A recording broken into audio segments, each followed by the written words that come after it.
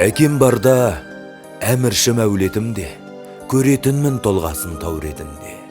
Арманыңа кешікпей жету үшін, тау тұрғаны жақсы ғой жау бетінде.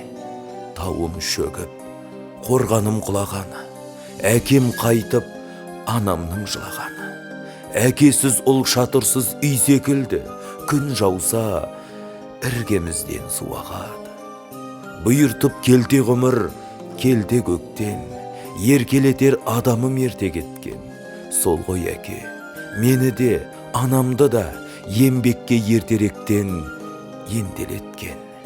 Ешкімге қонған емес шынжырлы бақ, жағдайым бірде тасып, бір құлдырап. Әкесі үйретпепті деген сөзді естімеуге тырысып жүрмін бірақ.